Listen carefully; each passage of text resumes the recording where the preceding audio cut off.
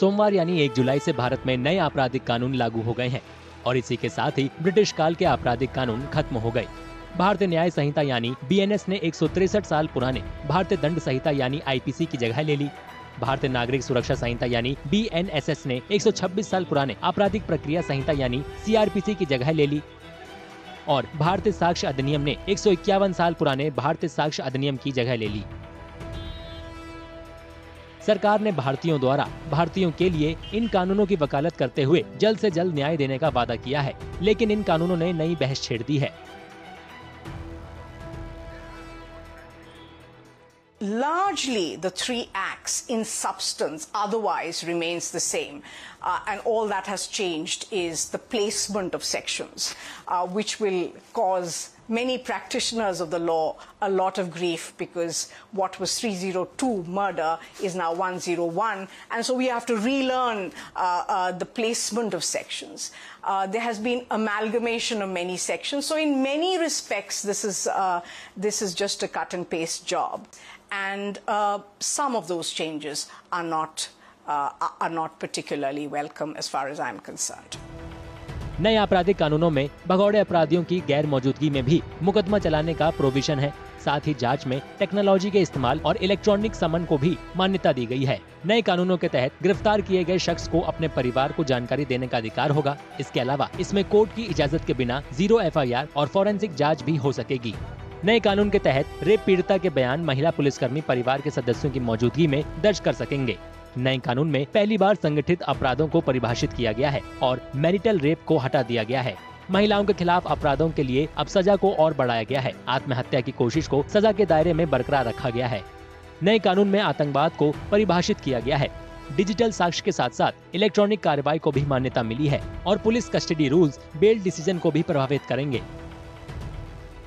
3 नए कानूनों में से एक भारतीय नागरिक सुरक्षा संहिता के तहत हिरासत की अवधि को 15 दिन से बढ़ाकर 60 से 90 दिन तक कर दिया गया है। फरार अपराधी की गैर मौजूदगी में भी सुनवाई की इजाजत दी गई है। हालांकि इन 3 नए कानूनों का विरोध कर रहे लोगों का तर्क है कि ये प्रावधान न्याय की प्रक्रिया को कमजोर कर सकते हैं। There could have been nothing more disastrous as far as the legal system is concerned.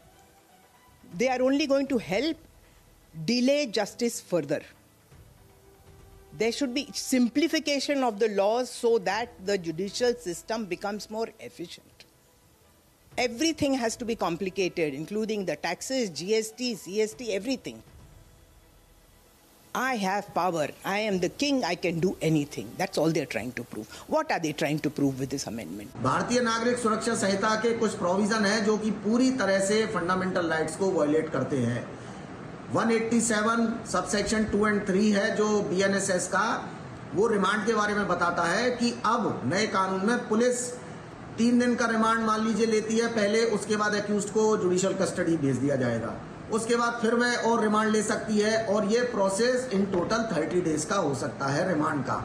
और इस रिमांड को 60 डेज, जैसा कि ऑफेंस है मान लीजिए मजिस्ट्रेट ट्रायल है तो 60 डेज के अंदर चार्जशीट फाइल करना होता है, या सेशन केस है उसमें 90 डेज के अंदर चार्जशीट फाइल करना होता है, तो विद इन 60 डेज और 90 डेज में ये रिमांड कभी भी ले सकती है। और यह पूरी तरह से वायलेट करता है फंडामेंटल राइट्स को, क्योंकि इस दरमियान अक्यूज्ड अपनी बेल एप्लीकेशन या बेल के लिए डिमांड ही नहीं कर सकता और ये इस तरह की आर्बिट्ररी पावर है कि इस पे कोई चेक भी नहीं कर सकते। पुलिस जब चाहे इसको मनचाहे तरीके से एक्सरसाइज करेगी। इन 3 नए कानूनों की जो लोग आलोचना कर रहे हैं, उनका तर्क है कि नए आपराधिक कानूनों में इस्तेमाल की जाने वाली भाषा हिंदी में है, इसलिए गैर हिंदी भाषी राज्यों के लिए इसमें मुश्किल होगी। तमिलनाडु, पश्चिम बंगाल और कर्नाटक जैसे राज्यों ने नए कानूनों के लागू होने को रोकने के लिए केंद्र को पत्र लिखा है। वहीं दिल्ली बार एसोसिएशन ने भी नए कानूनों को टालने के लिए केंद्र को लेटर लिखा है। सोमवार से लागू हुए इन 3 नए आपराधिक कानूनों को लेकर लोगों की राय अलग अलग है। कोई इन्हें नागरिकों के अधिकारों का हनन बता रहा है, तो कोई इन कानूनों को न्याय प्रणाली में बड़ा सुधार बता रहा है।